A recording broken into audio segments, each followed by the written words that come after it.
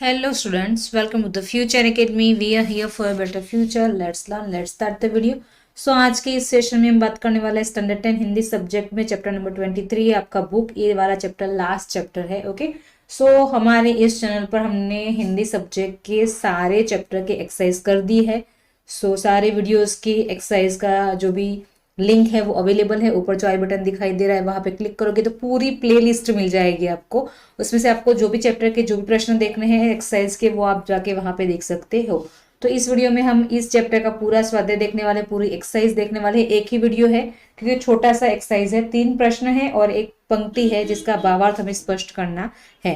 तो पूरा एक ही वीडियो में मिल जाएगा आपको। सो वीडियो स्टार्ट करते हैं उससे पहले प्लीज सब्सक्राइब करो, बेल आइकन को क्लिक करो, ठीक है, और शेयर करना मत भूलना। चलिए वीडियो स्टार्ट करते हैं। यहाँ पे है पहला प्रश्न, आप स्क्रीन पर देख सकते हो। निम्नलिखित प्रश्नों के उत्तर लिखिए। आपको पहला प्रश्न पर ले जाते हैं। पहला प्रश्न है, कवि ने प्राणियों में सौंदर्य कब देखा? ओके, कवि को प्राणियों में सौंदर्य कब दिखाई देता है? तो उत्तर आप ऐसे लिख सकते हो, कवि ने प्राणियों में सौंदर्य उस समय देखा जब अपनी भूख मिटाने के लिए वे संघर्ष करते हैं। यानी यहाँ पे पोयम का स्टार्टिंग यही से होता है कि जब भी भूख से लड़ने कोई खड़ा हो जाता है सुंदर दिखने लगता है। और फिर सारे एग्जाम्पल दिए कि कौन कौन सुंदर लगता है कवि को। तो यहाँ पे जब वो अपनी भूख मिटाने के लिए संघर्ष करता है और तड़पता है और संघर्ष करता है, उसको पाने के लिए संघर्ष करता है, तो उस वक्त कवि को वह सुंदर दिखने लगता है। ठीक है, नंबर 2 है यहाँ पे, कवि के अनुसार बकरी में सुंदरता कब प्रकट होती है?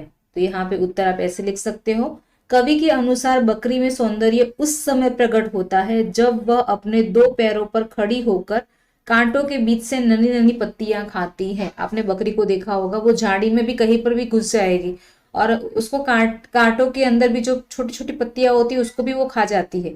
हमें लगेगा कि यार इसको लग जाएगी, उसको कांटा चुभ जाएगा, मुंह में लग जाएगा, लेकिन वो संघर्ष करती है। उस वक्त वो 2 पैरों पर खड़ी होकर फिर छलांग लगाकर उस झाड़ी में चली जाती है और फिर वहां से छोटी छोटी पत्तियां को चुन चुन कर वो खाती है। तो उस वक्त कवि को बकरी सुंदर लगने लगती है। ठीक है, नंबर 3 है यहाँ पे,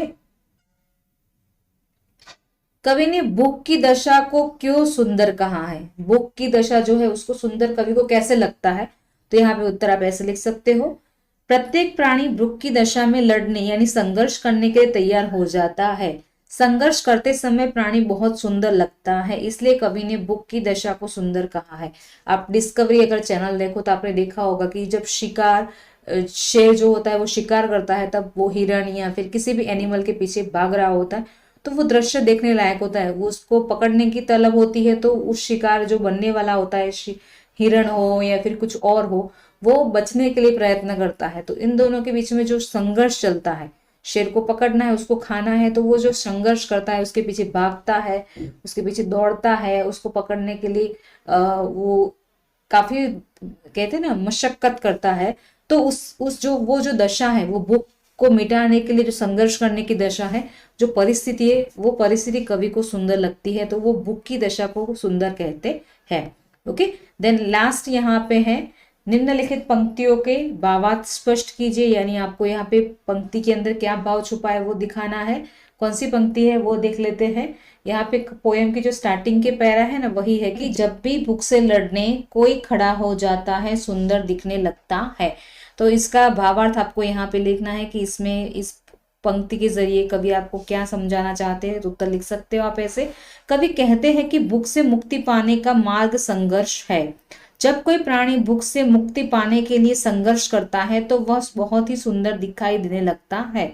भूख मिटाने के लिए प्राणी कुछ भी करने के लिए तत्पर हो जाता है और यह तत्परता संघर्ष में बदल जाती है और संघर्ष से सौंदर्य जन्म लेता है। जैसे मैंने अभी अभी आपको समझाया वैसे ही सेम ये वाला भी वही कहता है कि भूख मिटाने के लिए प्राणी कुछ भी करने के लिए तैयार हो जाता है। वो शिकार को ढूंढेगा, उसको पकड़ने के लिए मशक्कत करेगा, प्रयत्न करेगा, और वो उसके बीच में जब वो कंपटीशन चलती रहती है तो उस वक्त उसकी तत्परता जब जन्म लेती है, वो संघर्ष में जब बदल जाती है, तब वह जो संघर्ष है वो सौंदर्य को जन्म देता है। ओके, यहाँ पे कवि का इंटेंशन किसी एनिमल को तड़पाना नहीं है, लेकिन यहाँ पे सुंदरता दिखती है हमें, वो दिखने लायक होता है जब वो शिकार करता है, पकड़ता है और वो ओके। सो ये चीजें यहाँ पे कवि ने दिखाई है। तो ये था आपका पूरा पोएम का जो स्वाध्याय था, बस छोटा सा ही स्वाध्याय है, 3 ही प्रश्न है, एक ही पंक्ति है और कुछ नहीं है यहाँ पे।